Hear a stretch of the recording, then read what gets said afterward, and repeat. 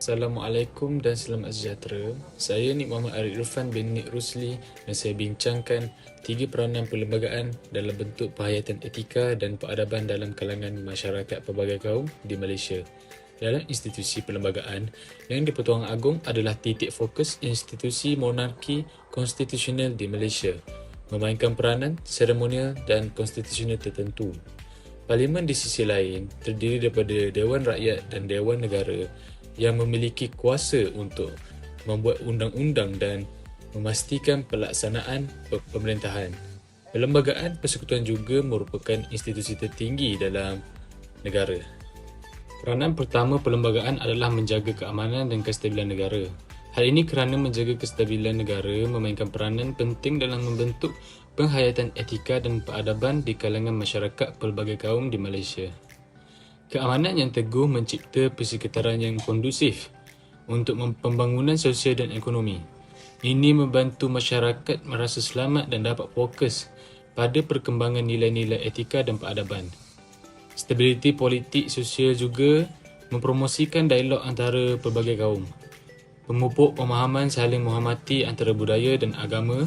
Ini membentuk landasan untuk penghayatan etika yang bersifat inklusif dan menggalakkan toleransi di kalangan masyarakat berbilang kaum. Secara keseluruhannya, keamanan dan kestabilan negara menjadi aspek yang penting dalam membentuk landasan untuk pembangunan etika dan peradaban yang positif di kalangan masyarakat pelbagai kaum di Malaysia. Peranan kedua adalah dapat mengekalkan identiti negara. Mengekalkan identiti negara berperanan dalam membentuk penghayatan etika dan peradaban di kalangan masyarakat Malaysia. Identiti negara mencerminkan nilai-nilai tradisi dan warisan budaya yang menjadi asas pembentukan masyarakat. Dengan mengekalkan identiti negara, masyarakat dapat merangkul nilai-nilai etika yang diwarisi dari generasi ke generasi. Penghayatan etika dan peradaban yang bersumber dari identiti negara memainkan peranan dalam membina kesinambungan budaya dan moral di kalangan masyarakat. Ini juga membantu kesedaran terhadap nilai-nilai positif seperti kesederhanaan, gotong royong dan sikap hormat menghormati yang mencirikan identiti negara.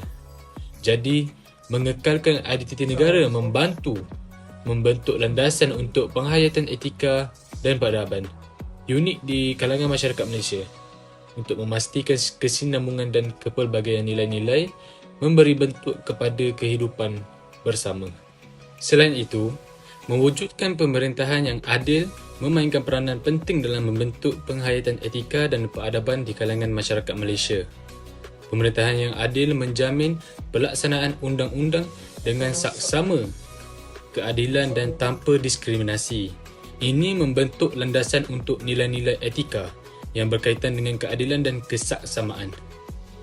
Pemerintahan yang ada juga membina kepercayaan masyarakat terhadap institusi dan proses kerajaan.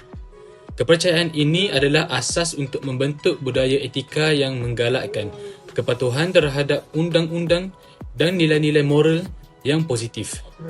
Dalam konteks masyarakat pelbagai kaum di Malaysia, pemerintahan yang adil dapat membantu mengatasi isu-isu keadilan sosial dan ekonomi yang mungkin mempengaruhi beberapa kumpulan masyarakat.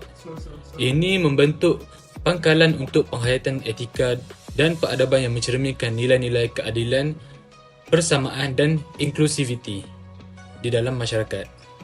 Secara keseluruhan, perlembagaan membentuk landasan utama bagi institusi tertinggi dalam negara seperti Yang di-Pertuangan Agong dan Parlimen di Malaysia. Perlembagaan menetapkan peraturan dan kuasa yang membimbing cara negara dijalankan, memastikan kestabilan, keadilan dan kesaksamaan.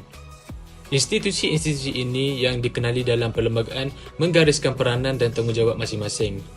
Yang di-Pertuangan Agong sebagai ketua negara memegang peranan seremonial dan konstitusional tertentu, sementara Parlimen memegang peranan utama dalam proses pembuatan undang-undang dan pengawasan terhadap pemerintahan.